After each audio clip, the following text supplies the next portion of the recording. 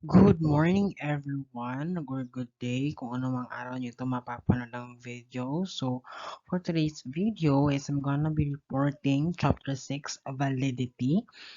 And under that is the construct validity. So, for my topic outline, we are to define what is construct, of course, in discussing construct validity.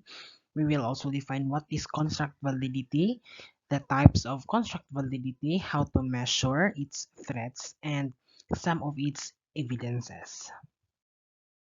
So for the intended learning outcome, at the end of the discussion, the students are expected to, of course, define what is construct and construct validity and identify its types, how to measure its evidence, and its threats. So in discussing construct validity, of course, we should first understand what is construct. So a construct is an informed scientific idea developed or hypothesized to describe or explain a behavior. It is a theoretical concept or theme based on empirical observation. So we simply put construct as the basis or the foundation in developing a theory or in explaining a behavior. So construct are unobservable. So these can be vary like intelligence, personality, anxiety, or anything that can explain behavior. Now let us discuss what is construct validity. So as per definition, construct validity is concerned with the appropriateness of interpretations drawn from the test scores regarding the standings on the variable called construct. It is also the extent to which the test or measurement is accurate in assessing what it's supposed to measure, or in a simple manner, the construct. So contract validity is about how well a test measures the concept it was assigned to evaluate. For example, that the measure is assigned to evaluate the level of intelligence of the student. So when we say the construct, there is the intelligence. So for construct validity, i-assess niya if yung test ba is gina-measure ba talaga niya yung intelligence. So if all of the test items ba or each items ba measures the intelligence. So assessing construct validity is especially important when you are researching something that can't be measured or observed directly.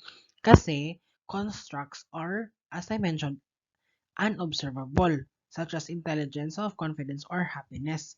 So, itong construct validity is important in measuring those construct, although there are construct naman na observable. So, we have here, I have added the types of construct validity. First type is the convergent validity. So, convergent validity is the degree to which measures of the same or similar construct usually corresponds to each other, whereas discriminant validity refers to the degree to which a test is designed to measure a particular construct and does not correlate with tests that measure a different construct.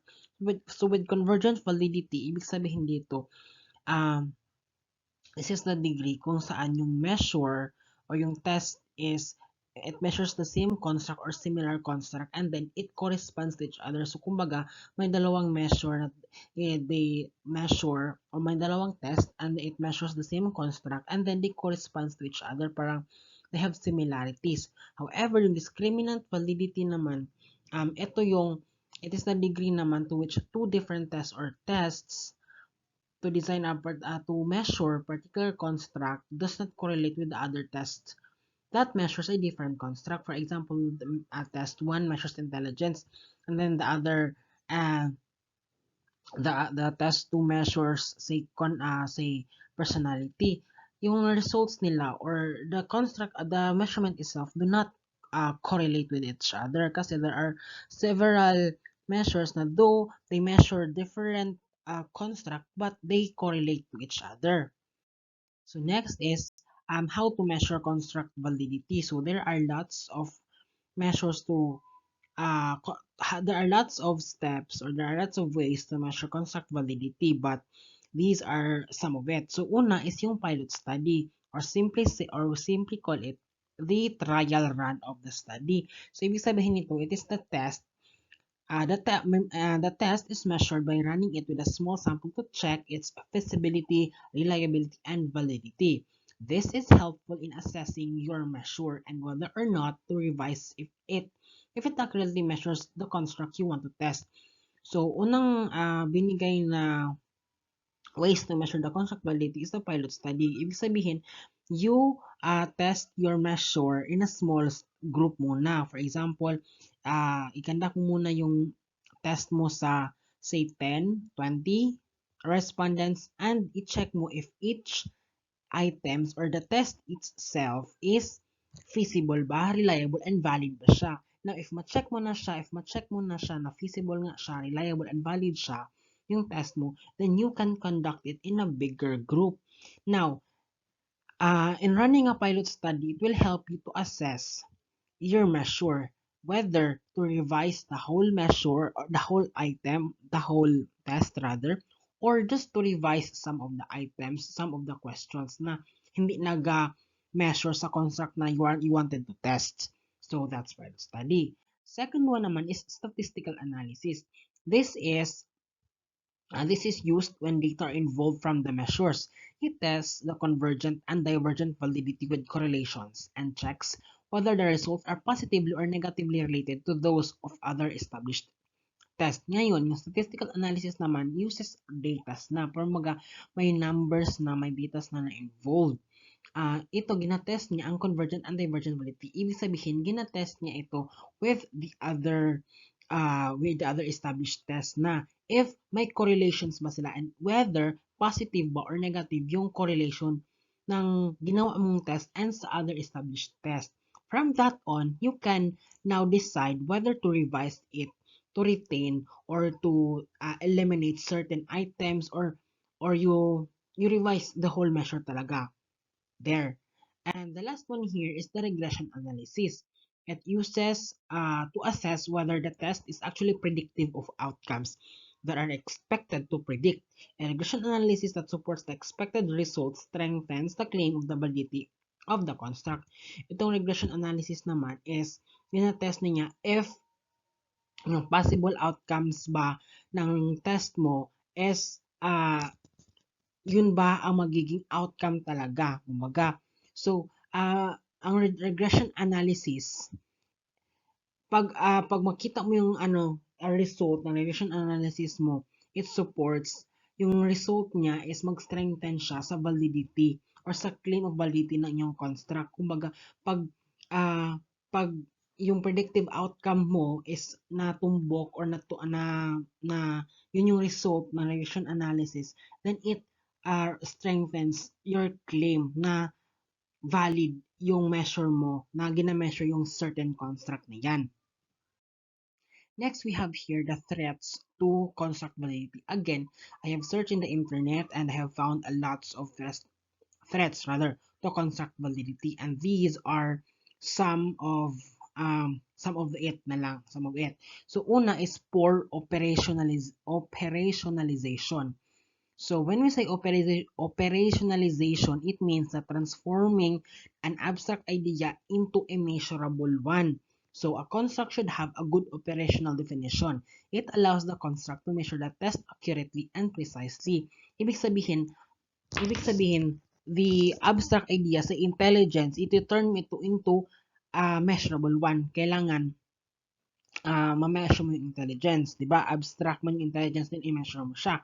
Yun yung operationalization. So, paano naging threat yung poor operationalization to construct validity? Simply because pag hindi clear, hindi concrete yung pag-transform mo or pag-operationalize mo sa idea, it can alter the that it can alter the result. Also, pag hindi solid yung pag-operationalize mo sa definition or sa construct or sa idea is hindi siya ma-measure accurately kasi kumbaga parang hindi naman well-defined yung definition mo with the idea. So hindi siya ma-measure accurately and precisely. So ibig sabihin, yung test na nagawa mo, putyo-putyo rin, hindi rin siya sure. Kasi nga, hindi din good yung pagka-operationalize niya. Second is the experimental expectancies, also called the researcher expectancies. It is an expectation of the researcher about the result of the test that is unconsciously conveyed to the participants and influences their responses. Experimental expectancies, kumbaga unconsciously nare-relay ng experimenter or ng researcher ang expectations nila na magiging result or outcome ng study or ng measure. So, and mapiperceive yun ng participants. And of course, it influences their responses. Okay? And this is in contrast to the third threat, which is the subject bias, also known as the participation bias. It is when the participant consciously or unconsciously act the way they think the researcher wants them, and thus they respond according to their biases and not naturally.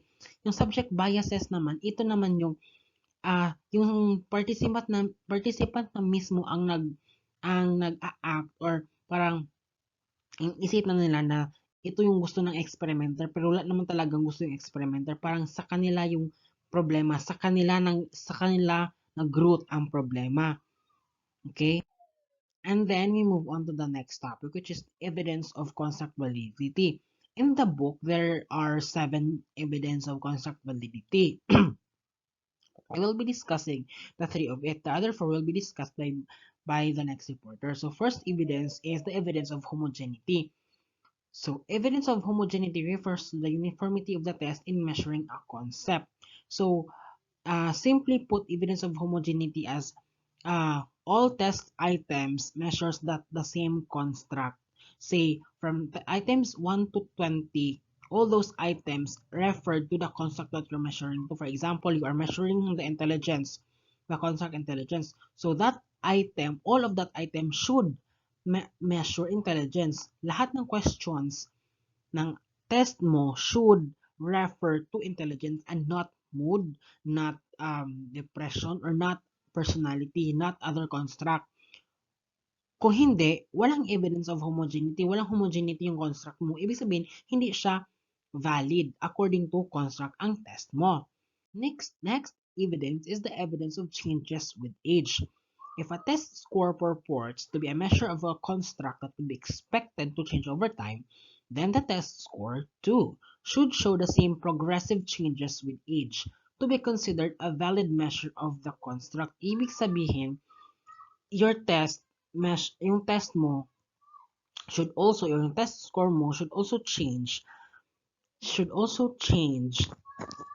over time as your respondents do change also because of age. Kumbaga, may changes na sa responses nila. Some factors of it can formal education, training, therapy. So, kunyari, pag ipatest mo sila from grade 7, you test their reading skills, and then test mo sila pag reading, of course there is changes. So ibig sabihin yung changes na yun should also have changes with your test score. Next and the last of my discussion is the evidence of pre-test and post-test changes. Evidence that test scores change as a result of some experience between a pre-test and a post-test can be evidence of construct validity.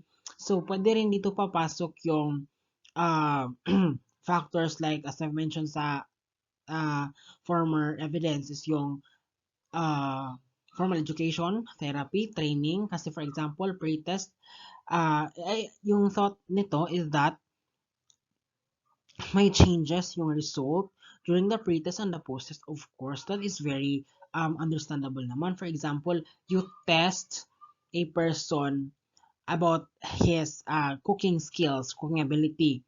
And then, of course, low yung score niya, for example.